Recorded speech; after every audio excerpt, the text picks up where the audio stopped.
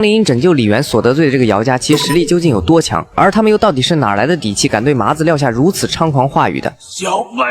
你杀了姚家之人，姚家必诛你全族。